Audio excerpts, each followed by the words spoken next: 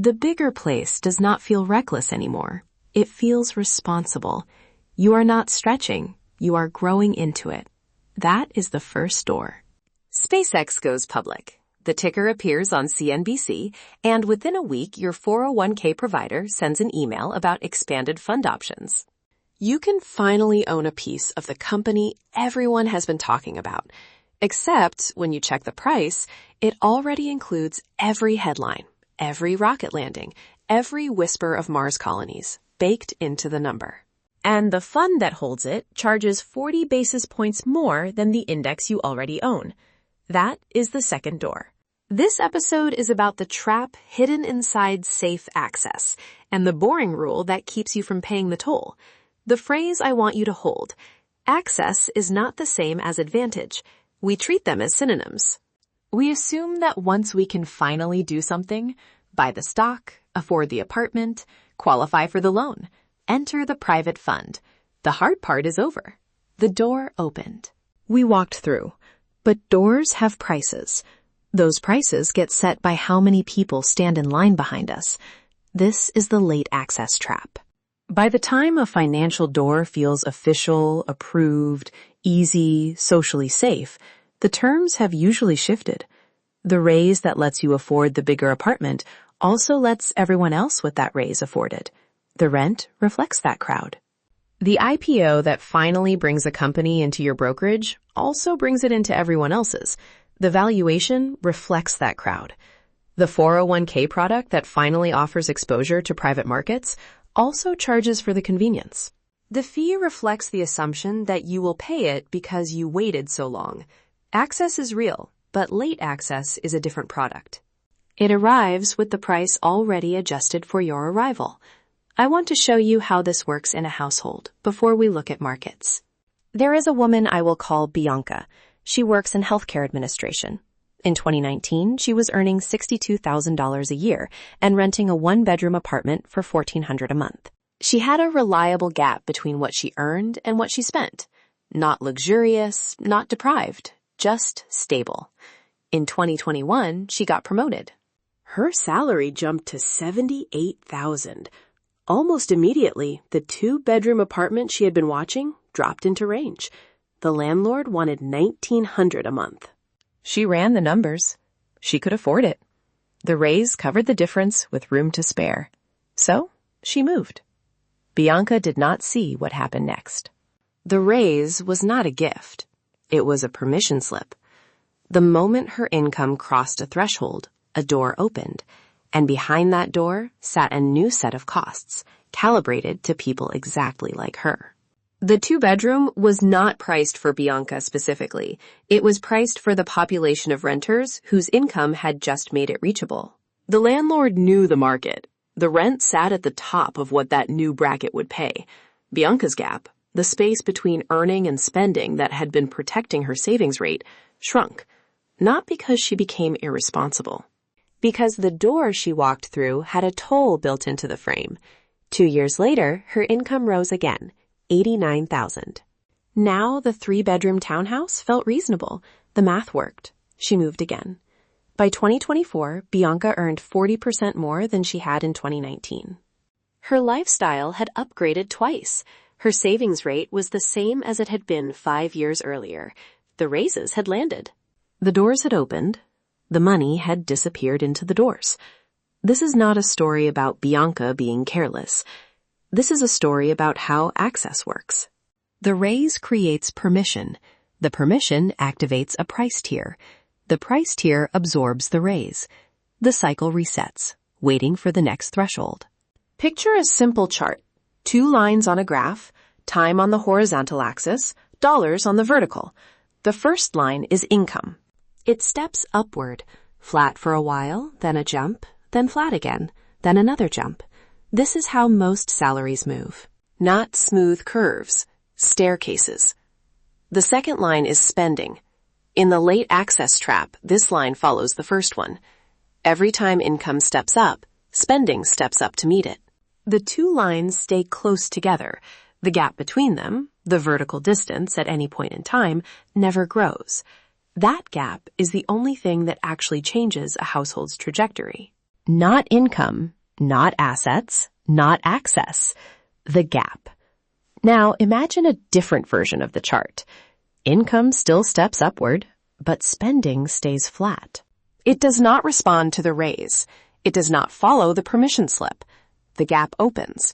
Year after year, the distance between the two lines widens. And it has to happen before the door opens, not after. There is a man I will call Theo. He works in logistics. In 2020, he was earning $54,000 and spending about $42,000, $12,000 a year flowing into savings and investments. A 22% savings rate. In 2022, he got a raise to $61,000. His manager told him the news on a Thursday. That night, Theo did something unusual. He opened his budget spreadsheet and changed nothing. He left his spending target at $42,000. He did not look at apartments. He did not upgrade his car. He did not recalculate what he could now afford. The raise felt like a permission slip. Theo refused to use it. By the end of that year, his savings rate had climbed to 31%, not because he was disciplined in some heroic way, because he had made the decision before the raise arrived. He had already committed to holding the spending line. When the door opened, he did not walk through. In 2024, Theo's income reached $73,000. His spending had drifted up slightly. Inflation, a minor car repair, a rent increase he could not avoid, to about $46,000. But the gap had still grown. He was saving $27,000 a year. His savings rate had climbed to 37%. Bianca and Theo started in similar places. They both got raises. They both had access to upgraded lifestyles. The difference was timing. Bianca decided what she could afford after the raise landed. Theo decided what he would spend before it arrived. The late access trap is a trap of timing. The door opens, and in that moment you feel like you are being given something. But the price gets set in that moment too. If you have not already committed to a different path, the price will absorb whatever you are given. This is why the freeze has to come first. Not as punishment, not as deprivation, as positioning. You lock the spending line in place so that when the raise arrives, the gap opens automatically. The permission slip lands on your desk, and you have already decided not to use it. Now I want to show you how this same trap works in markets. You have probably heard the name SpaceX, the rocket company, the one that lands boosters on drone ships and plans to put humans on Mars. For years, it was a private company.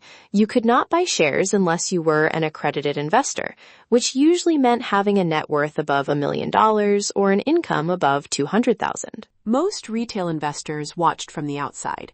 They saw the headlines, they saw the valuations climb, they saw early employees and venture capitalists getting rich. And they waited. At some point, SpaceX will go public. When that happens, a door will open. Anyone with a brokerage account will be able to buy shares. The company will finally be accessible, but the question nobody asks on IPO day, accessible at what price? When a company goes public, the price is not set by what the company is worth. The price is set by what the market will pay, and by the time the market includes everyone, all the retail investors who have been waiting, all the index funds required to buy, all the headlines and CNBC segments and Reddit threads, the price reflects that crowd. The early investors, the ones who bought when the company was private, when access was restricted, when the risk was higher and the outcome uncertain, they bought at a different price. They paid the cost of uncertainty. When you buy on IPO day, you pay the cost of certainty. You pay for the crowd. This is not a flaw in the system. This is the system. Access has a price, and that price is set by when you arrive. The same pattern appears in index eligibility. You may have heard of the S&P 500, the benchmark index that holds the 500 largest American companies.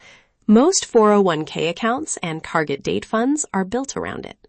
But not every large company is in the S&P 500. There are screens. The company has to be profitable. It has to have a certain market cap. It has to meet liquidity requirements. The index committee makes a decision, and if the company passes, it gets added. When a company gets added to the S&P 500, index funds are required to buy it. Billions of dollars flow into the stock automatically because the funds must hold what the index holds. And the price moves before the inclusion date because traders know the buying is coming. By the time the company is officially in your 401k, by the time the door opens for the average retirement saver, the price has already adjusted. The index inclusion was not a gift. It was a repricing event. You can see this pattern repeating across the financial industry. Private credit funds that used to be available only to institutions are now being packaged for retail investors. The fees are higher. The liquidity is lower. The returns, after costs, are often less impressive than a simple bond index. But the door is open. Access has arrived. Interval funds, non-traded REITs, structured notes.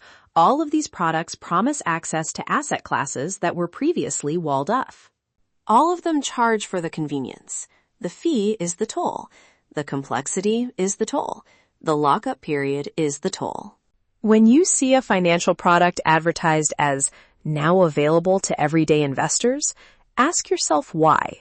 The answer is rarely altruism. The answer is usually that the product generates enough fees to justify the cost of distribution. You are not being given access. You are being sold it. This is the late access trap in markets. The door opens, the price is already set. The advantage you thought you were getting has been absorbed into the terms. So what does this have to do with your actual life? There is a couple I will call Marcus and Dana. They are in their late 40s. They have been investing consistently for 20 years. They did not do anything clever. They bought index funds through their 401k. They reinvested dividends. They did not time the market. They did not chase IPOs or private placements or alternative investments. What they did do was hold the line on spending. For 2 decades, every time income rose, they let the gap open a little wider. Not dramatically, not painfully. Just enough to keep the savings rate climbing. By 2025, their portfolio had grown to a point where the dividends alone covered about 40% of their expenses. Not enough to quit working, but enough to change the texture of their decisions. They started saying no to projects that did not interest them. They started taking unpaid leave to travel. They started thinking about work as optional in 5 years instead of mandatory for 15. This is the endpoint that the late access trap prevents. It is not about reaching a number. It is about building a base of cash flow that does not depend on your continued labor. Marcus and Dana got there not because they had access to special investments. They got there because they refused to let access absorb their gap. Every raise that landed was a chance to upgrade. They did not take it. Every hot IPO was a chance to chase returns. They did not take it. Every new financial product was a chance to complicate their portfolio. They did not take it.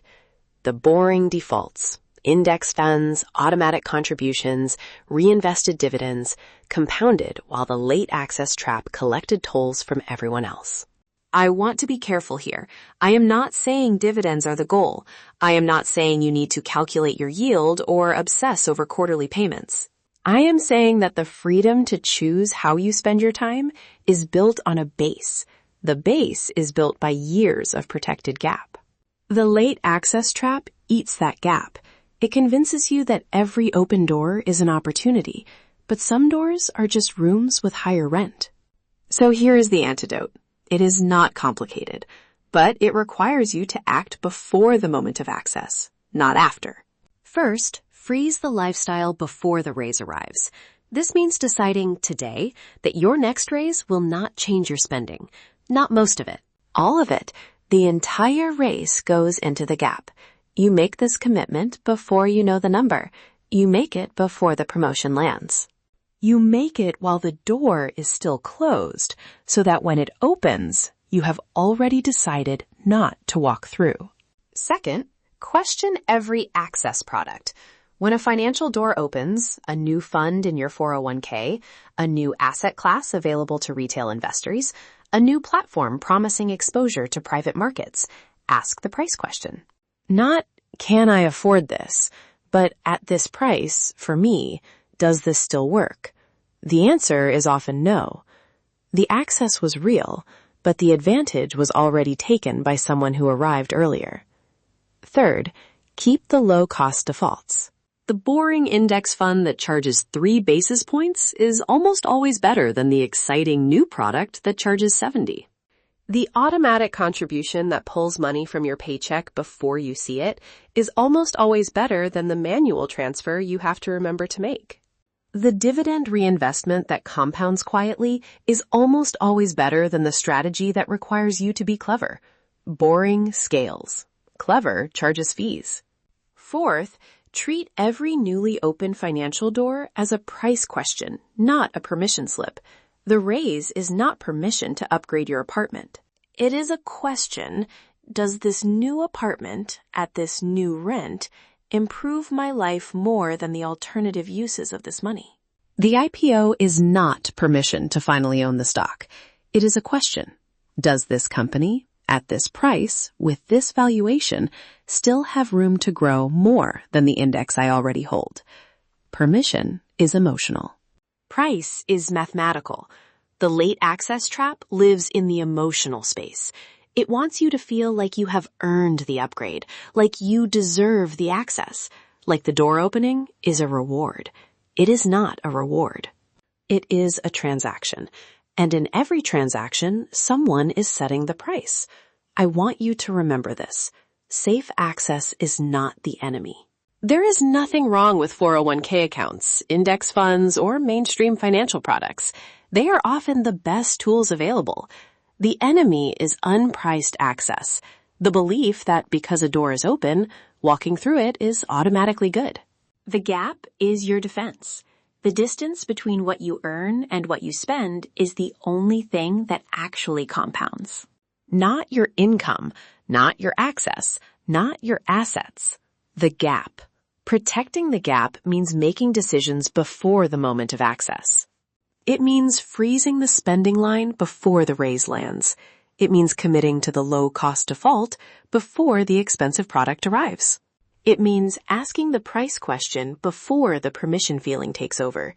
The late access trap is patient. It does not need you to be reckless. It only needs you to believe that every open door is a step forward. Some doors lead to smaller rooms with higher tools. The gap is what keeps you from paying. A raise lands. The bigger apartment finally feels responsible. You can afford it now. But affording is not the question. The question is, what does this door cost, and who set the price? If you cannot answer that before you walk through, the trap has already closed.